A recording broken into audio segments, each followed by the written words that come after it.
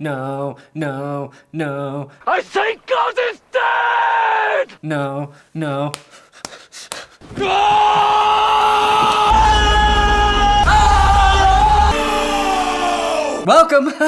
Welcome to that terrible, no good, dirty, rotten, liquid shit sports. I am Brandon. Because it is my name! Perna. Von Miller is done for the season after injuring a tendon in his ankle on the last play of practice today, per every fucking one on Twitter, which is why I want to check in with you. How are you? Where were you when you heard the terrible news? I was doing a guest spot on a Titans podcast, and I honestly thought they were messing with me, trying to trick me, when they broke the news to me during the podcast. Then I refreshed my Twitter feed and saw like 100 consecutive tweets about Von Miller's ankle injury, at which point I blacked out, and I remember nothing more from doing their show. So my apologies, fellas, if the second half went south. But yeah, let's figure out this terrible Von Miller news together.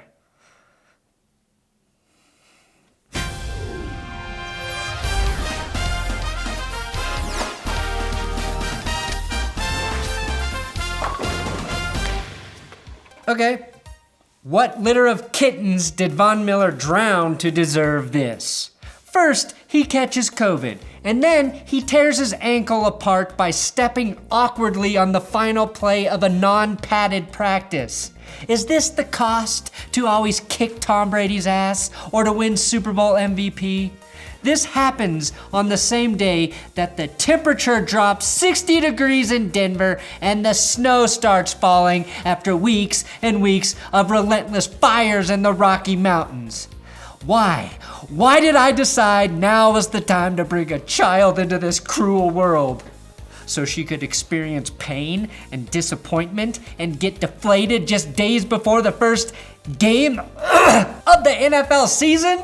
A season in which none of us thought it would happen. Why?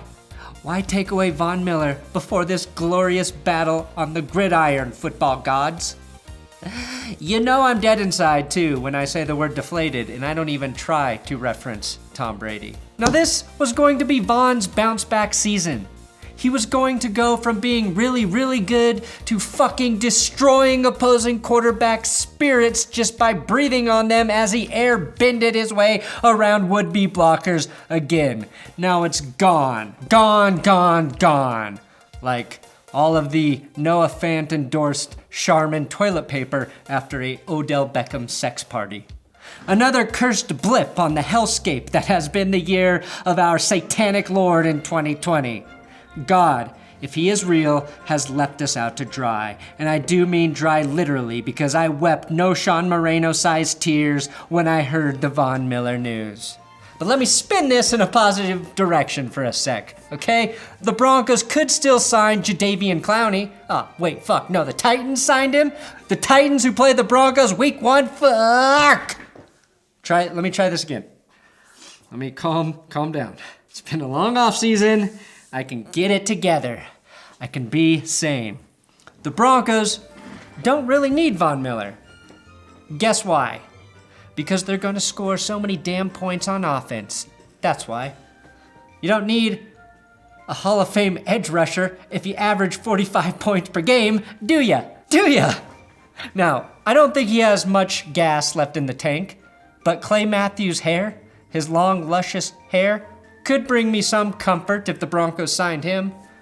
The only available free agents at the edge position are Clay, 38-year-old Cameron Wake, Jabal Sheard, Ziggy Ansah, Terrell Suggs, where you could always try and smash Earl Thomas and HaHa Clinton Dix together to form one edge rusher, but that's about it in terms of the free agent pool. Whether Denver's defense is going to hold up this year really rests on the depth at the outside linebacker position now. I think it's going to be hard to find a replacement at this point for Von, though they do have the cap space to work with it if needed.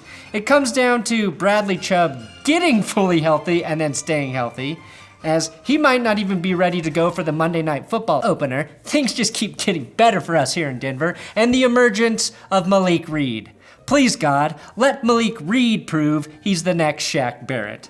My partner, Will Keys, had a class with Malik Reed in college, which he says confirmed to him he only cares about football, which I will take as a ringing endorsement. Look, Reed can't be Von Miller. There's no doubt about that. But Bradley Chubb can, in fact, well, at least a healthy Chubb, may be able to be, or even be better than Von Miller at this point. It's about Moneyball on the other side. Remember that movie when the A's lost Jason Giambi and they got a little bit of extra production from unlikely players to mitigate that loss? That's what the Broncos need right now. Good play out of Reed, Atauchu, Draymond Jones, and Jarrell Casey, who had to fill in as a stand-up edge rusher for the Titans, who had depth issues last season. All guys that if they do come together, can up their game and can keep that defense above average even with the loss of a Hall of Famer. Allow me to grasp at some straws for a bit here. Bill Simmons coined the Ewing theory in basketball, which explains the phenomenon in which role players step up their game to make up for the loss of a star and potentially even become a better overall team in the short term. I don't know if that's going to happen necessarily, but all they need is to pick up the slack, which I think is entirely doable. It's also going to be on the offense to put up a few more points every game, and for Pat Shurmur to call the game more aggressively, knowing that the defense is not the same beast without Von Miller. Is this the worst thing that could have happened to the Broncos defense? Well, yes. God damn it, yes it is. It would be like if you cut off your balls and then tried to conceive a baby with your wife. That's what the Broncos essentially are going to have to do to try and win games this year. They're going to have to try and win without their balls, without their manhood. That's what Miller meant to the defense. And at this point, I just want 2020 to shut up. Shut up, 2020. If this season ends in a Chiefs-Buccaneers Super Bowl, I'm moving to Iceland and becoming a full-time drone pilot and never watching sports again.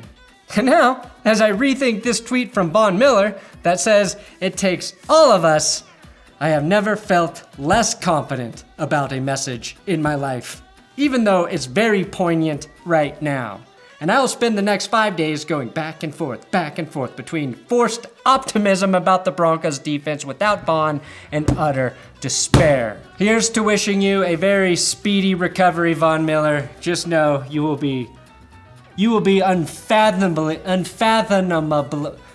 You will be missed by us Broncos fans. Thanks for watching this episode of a sports show that was not good about terrible news and the Von Miller. God damn it, that one stings. I didn't think I could feel this much for the loss of a player due to injury. That's how you know a guy's special.